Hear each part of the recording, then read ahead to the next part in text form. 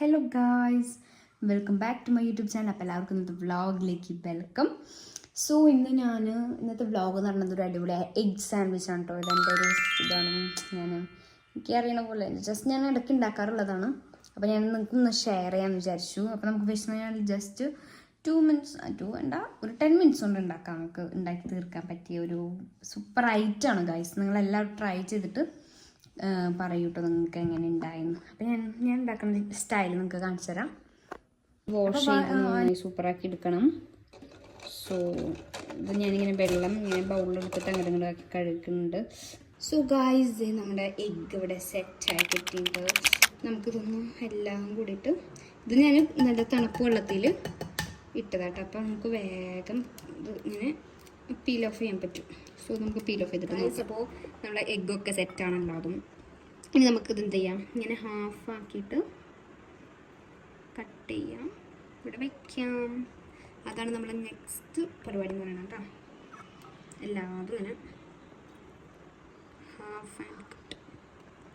ഹാഫാക്കി കട്ടാക്കി വെക്കാം. ഇനി അടുത്തേക്ക്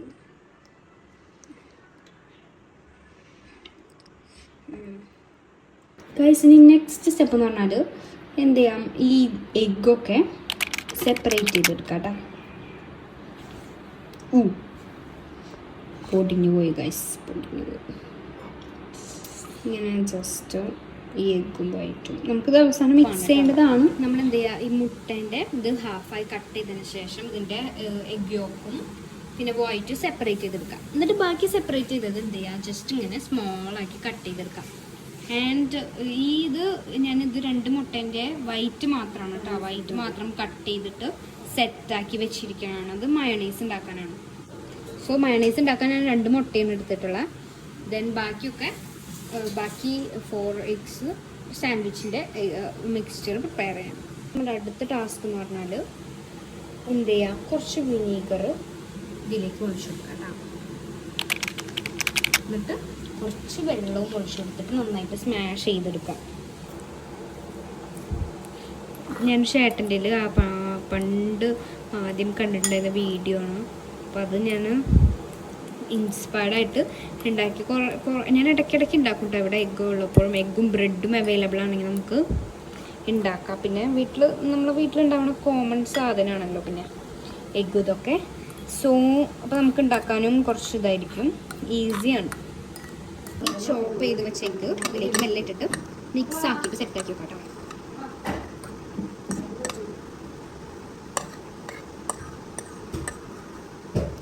ഇതെല്ലാം ഇതിലേക്ക് ഇങ്ങനെ ഇട്ടിട്ട് എന്ത് ചെയ്യാം, ജസ്റ്റ് മിക്സ് ചെയ്യാം കൂടിയിട്ട്. ഓക്കെ, അപ്പം എന്നിട്ട് അതങ്ങനെ സെറ്റാക്കി നമുക്ക് എന്ത് ചെയ്യാം, ഇതൊന്ന് ചൂടാവട്ടെ. ഞാനിപ്പോൾ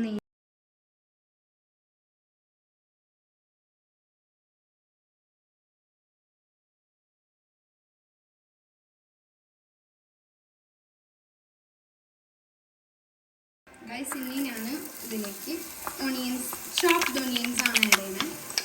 ഇത് ഒരെണ്ണം ഒരു ഫുൾ ഓണിയൻ എടുത്തിട്ട് ഇതാട്ടോ. നമുക്കിങ്ങനെ ബേക്ക്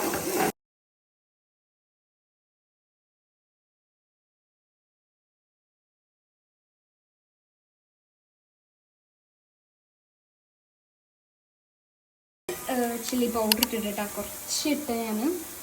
ഇനി നമുക്കത് മിക്സ് ചെയ്ത് കൊടുക്കാം. പെപ്പർ ഇടാം.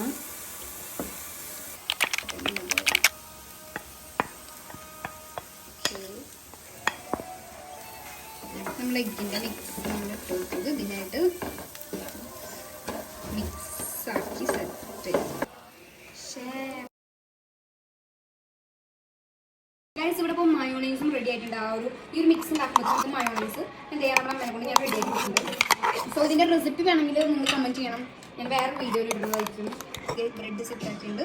നമുക്കിനി തുടങ്ങിയാലോ. സോ ഫസ്റ്റ്ലി ഞാൻ മയോണൈസ് ആക്കുന്നുണ്ട് കേട്ടോ. സോ നമുക്കിത് നന്നായിട്ട് തന്നെ എല്ലായിടത്തേക്കും ഈക്വലി സ്പ്രെഡ് ആക്കി കൊടുക്കാം. ഇട്ടിട്ടും കഴിച്ചിട്ടുണ്ട്, ഇടാണ്ടും ഇത് ഉണ്ടാക്കണം കേട്ടോ. നമ്മളെ ഫില്ലിങ്സ് അങ്ങോട്ട് നമ്മളെ മെയിൻ ഐറ്റമാണല്ലോ അത്. നമുക്ക് ഇവിടെ ആഡ് ചെയ്ത് കൊടുക്കാം. നന്നായിട്ട് ഫില്ലാക്കട്ടെ നമുക്ക്. ഒരു കുറവും കാണിക്കണ്ട. ഓക്കെ, ഫില്ലിങ്സ് അത് മതിയോ? സെറ്റായിട്ട് ഇനി ഈ ഒരു ബ്രെഡ് കൊണ്ട് ഇത് ക്ലോസ് ചെയ്യണം. സോ ഗൈസ്, ഇതാണ് നമ്മുടെ ബ്രെഡിൻ്റെ റെസിപ്പി. ഇത് നല്ല സൂപ്പർ ടേസ്റ്റ് ആയത്. എല്ലാവരും ട്രൈ ചെയ്ത് നോക്കണേ. ബൈ.